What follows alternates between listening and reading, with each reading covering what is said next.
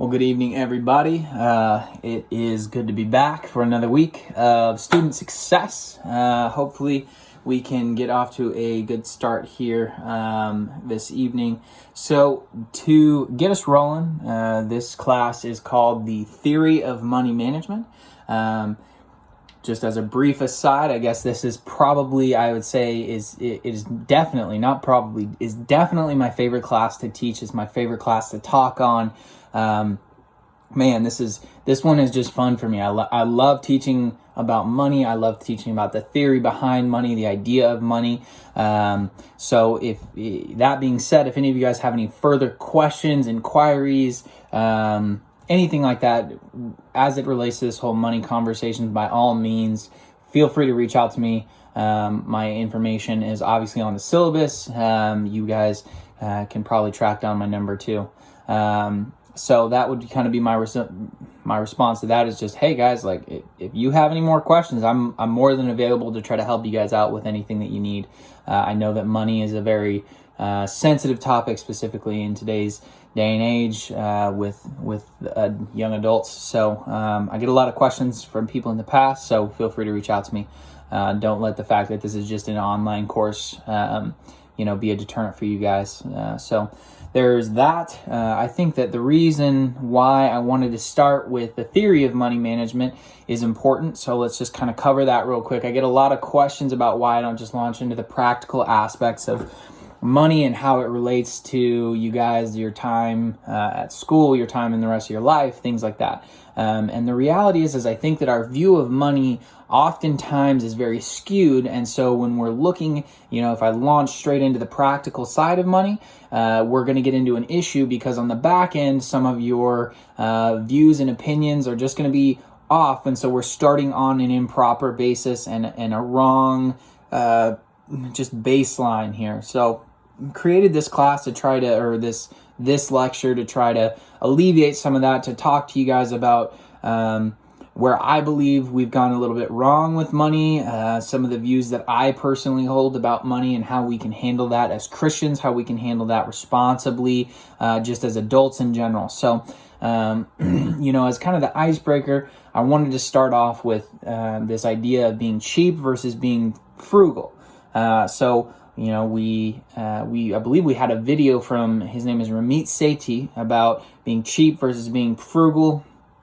And what you'll notice that I thought was very interesting about his perspective is that he kind of holds this kind of, I would call it a midline perspective. And it really is interesting because when you see some people, some people are far on the end and they say, well, you should be as frugal as you possibly can. And it's to the point where they're penny pinching on everything. I know people who have actually gotten to the point where they don't drive cars anymore. They only will bike to get their groceries, to go to work, et cetera, et cetera. And that, to be able to penny pinch, they'll reuse their coffee grounds to be able to save money. And then there's somebody on the other end, and many of you guys kind of mentioned this. It's like the stereotypical heiress who just throws money around. They buy, $60,000 pairs of shoes or, whatever it is. And so there's kind of just this balance that I want to float here. And one of the most interesting quotes I've heard on this particular topic was done by Robert Kiyosaki. And he said something to the effect of this. It's like, he said, the problem with being cheap to get rich is that once you get rich, you're still cheap.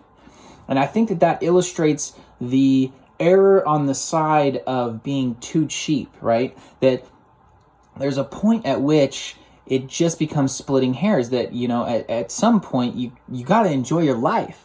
If you work as hard as you can for as long as you can, and you scrimp and you save as many pennies and dollars as you can, right? You want to be able to enjoy your money. You want to be able to enjoy what you can do with it.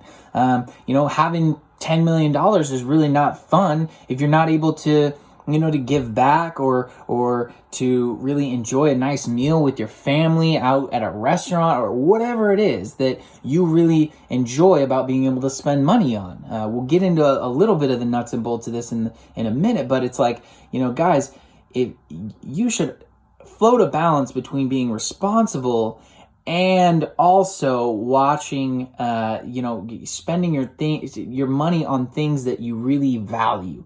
And so that's something that I think is really interesting because, I know people, and this is a real life example. I know somebody who they were worried, and this person is, at this point, I believe they were a multimillionaire, that they were worried at one of my friends' dads, as they were ordering pizza, and the dad was really, really, really debating, probably for 5 to 10 minutes, about whether they wanted to put extra cheese on the pizza for $1.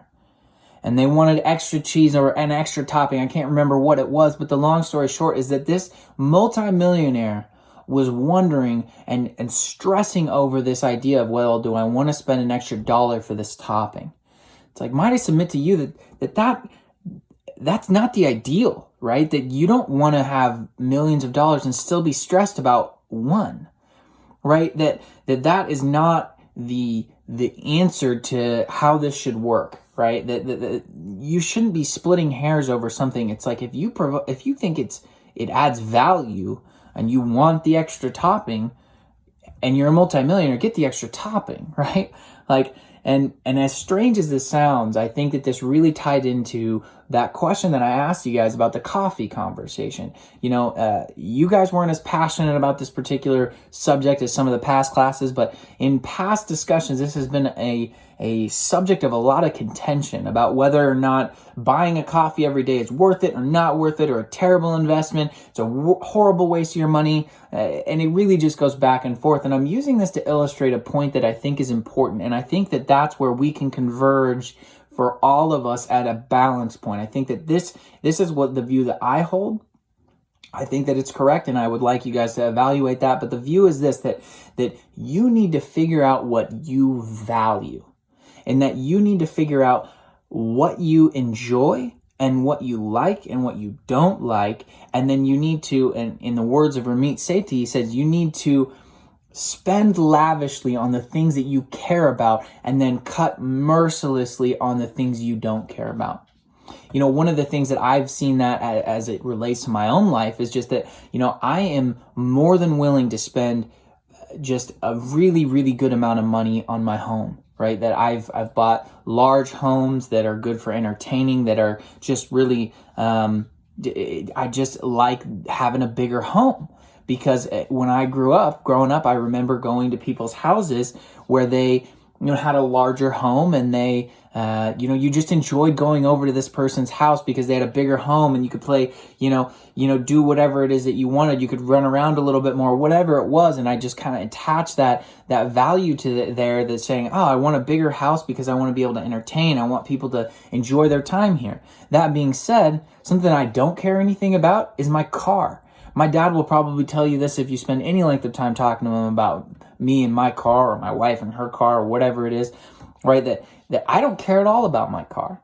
Give me something that goes from A to B and I'm happy, right? As long as it's not something that just people blatantly make fun of, I'm fine with driving it. Right now, I drive a car that is from, I think it's like a 2004, but it has low mileage, and it gets me from A to B, and it gets great gas mileage, and it's just an average car, right? I have more than enough money to be able to go buy a really, really nice car, but I don't want to because it's not something I care about. And so what I would say to you guys is, as you're either beginning to shape your kind of financial future, or even if you're already there, but take some time and think about what you guys care about and what you care about spending money on. Is it the food that you eat? Some people love going out to nice restaurants, and they love to be able to have that experience and try new things. Some people love to travel, and they feel that it adds to their life to be able to travel to all these new and exotic places. My brother's a person like that. He's gone so many places in the world, and that's something that he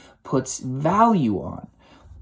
So you put your dollars in the things that you care about and you feel enhance your life and give you these great experiences that you just say, wow, that was worth it.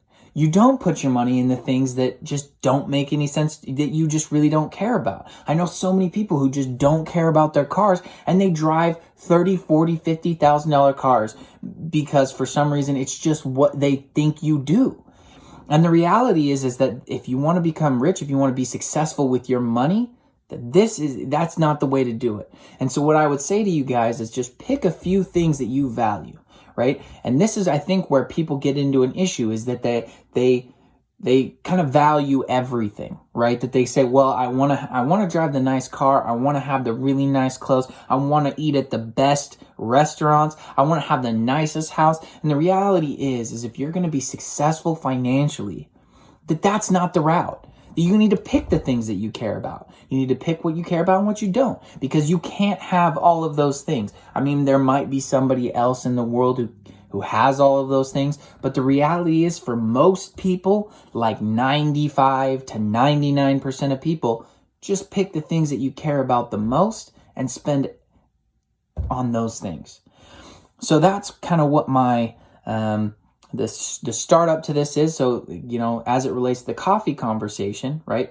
If you know, my wife's one of those people. She loves the experience of going and getting coffee. It brightens her morning. She's able to take people out to coffee to have great conversation. She was a barista for a long period of time, and so she really appreciates the artistry and the just the craftsmanship that goes into making a really good cup of coffee. And so she spends on that particular aspect of her life.